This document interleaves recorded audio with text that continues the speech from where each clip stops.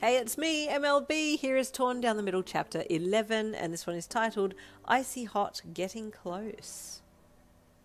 He was too far away for you to yell thank you, and you didn't want to embarrass yourself like that, so you started walking towards him so you could say it in a quieter fashion and not draw attention to yourself, should anybody else enter the hallway at that moment.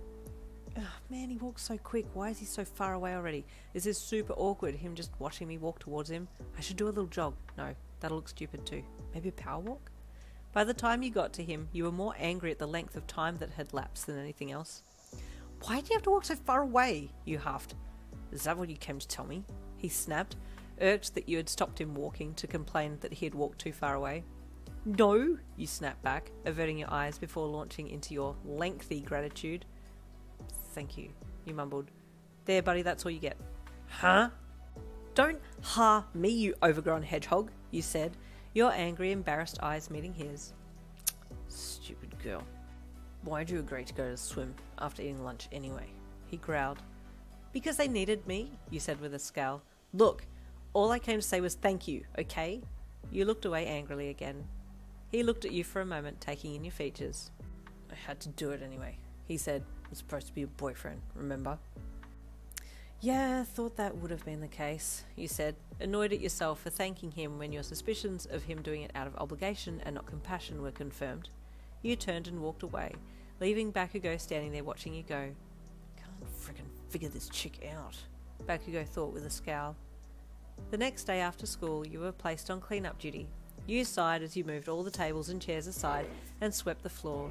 You'd been teamed up with Kaminari, but he had disappeared before the end of school, leaving you to do all the work. You'd almost finished sweeping when a voice at the door stopped you mid-sweep.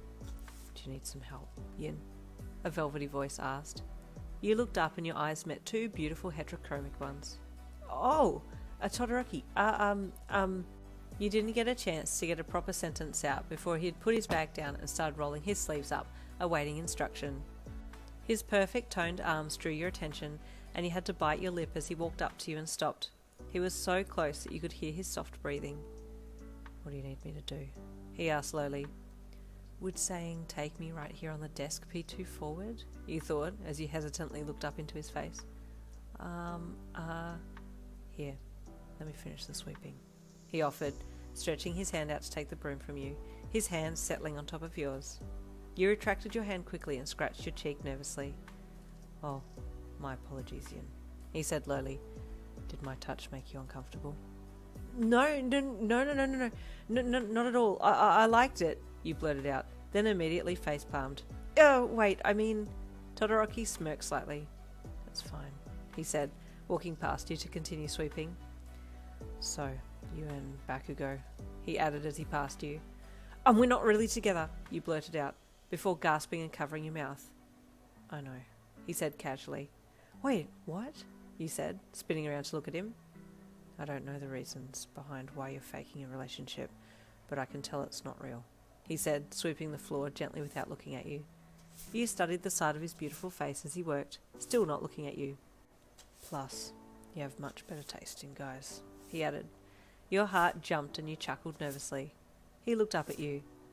I'm glad you're okay after yesterday. I was about to dive in, but then that idiot beat me to it. I wish it was you that had jumped in, you grumbled, looking away in annoyance. Then you realised what you'd said, and your eyes snapped back to his curious ones. Oh, I mean, like, well, you've got a water-based quirk, so you would have been a better swimmer, and... Yin, you absolute walnut, what on God's green earth were you thinking? Saying something so bold like that out loud? You berated internally. Todoroki just seemed to accept your reason without a word of reply, and immediately went back to sweeping. Ooh, said a bit too much, I guess, you thought with a grimace. Hey, Todoroki, could you keep it quiet that Bakugou and I are faking, please? You asked softly. Of course, Yin, he said, looking back up at you softly before going back to work. Changing subjects slightly, you made small talk about quirks and other things as you continued to clean side by side. Just being in the same room as this gorgeous guy made your heartbeat pound in your chest, and you were glad you got to have some time alone to chat and get to know each other a little more. After finishing with the cleaning, Todoroki walked with you to the gates, and then you parted ways, heading home. Mom, I'm in love, organise the wedding for tomorrow, you yelled as you walked through the door that evening. You've fallen in love with Bakugou? She asked as she looked up from what she was doing in the kitchen. What? No! That's some dairy grenade? I don't think so, you snorted. She laughed. Well, who is it then? Shoto Todoroki, you said with a dreamy sigh. He's so gorgeous. Ah, the Shoto child, your mum replied with a smirk. I remember him. 2 different coloured eyes and white/red hair parted down the middle. Was very cute, even as a child. Oh, that's him, you sighed again with a bit of a sing-song voice. I'm pretty sure he was the kid that came with his parents to your auntie's wedding, she said nonchalantly. Thanks, Mum. Well, that leaves us there for Chapter 11. Stay tuned for Chapter 12 coming tomorrow.